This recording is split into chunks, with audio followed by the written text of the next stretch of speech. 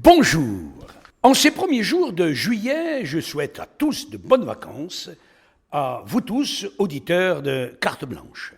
Et pour nous introduire dans ce thème des vacances, eh bien, la parole de Dieu. D'abord, pour rappeler qu'il y a dans le livre du Qoheleth, vous savez, un livre de l'Ancien Testament qui dit « Il y a un moment pour tout, un temps pour toutes choses sous le ciel, un temps pour enfanter, un temps pour mourir, un temps pour pleurer, un temps pour rire. » Eh bien, on pourrait ajouter un temps pour travailler et un temps pour se reposer. Alors, ce temps de juillet et d'août nous est donné pour le repos, et on pourrait dire aussi pour la prière. Je vous lis aussi la parole de Dieu, le psalmiste.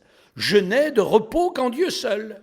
Ou encore l'invitation de Jésus, « Venez à moi, et moi je vous procurerai le repos ». Jésus ne dit pas « Ne faites rien et vous trouverez le repos ». Au contraire, il invite les disciples que nous sommes à sortir de la routine quotidienne. Venez à moi.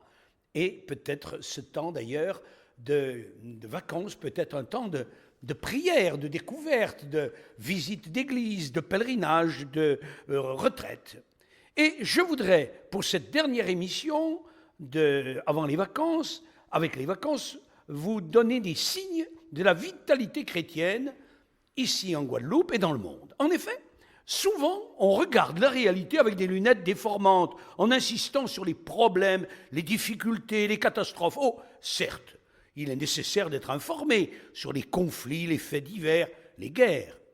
Mais pour une fois, regardons la réalité dans notre archipel et en France. Tenez, hier, j'ai participé à l'ouverture du 8e congrès du renouveau charismatique à la salle Flessel, à Petit-Bourg. Impressionnant, des centaines de chrétiens venus de toutes les paroisses, en prière, à l'écoute de la parole de Dieu, avec des beaux témoignages de ce qui s'est passé à Rome le mois dernier, avec le 50e anniversaire du renouveau charismatique.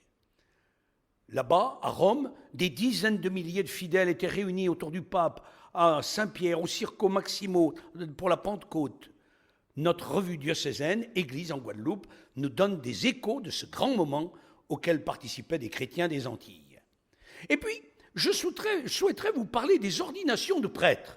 Oui, il y a des ordinations de prêtres, en France et ici même. À la rentrée, le dimanche 3 septembre, j'aurai la joie d'ordonner Hanson d'Assiné dans l'église Saint-Pierre-Saint-Paul de Pointe-à-Pitre. Le week-end dernier, et en ce dimanche, des dizaines de diacres sont ordonnés prêtres, 117 pour toute la France. 80 sont ordonnés pour les diocèses, 37 dans le cadre de congrégations religieuses, les dominicains, les jésuites, la communauté Saint-Martin.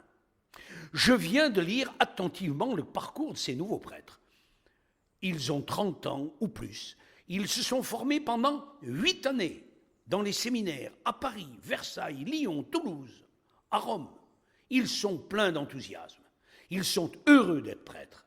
Un de ces prêtres, Pierre-Marie, ordonné pour le diocèse aux armées, viendra ici même en Guadeloupe pour célébrer une première messe dans le cadre de l'aumônerie militaire au camp de Dugommier. Avouez, ce sont des bonnes nouvelles. En face des tristes nouvelles que nous entendons chaque jour. Alors, écoutons ces bonnes nouvelles, méditons et découvrons toujours la réalité sous un jour positif. Bon été et à bientôt.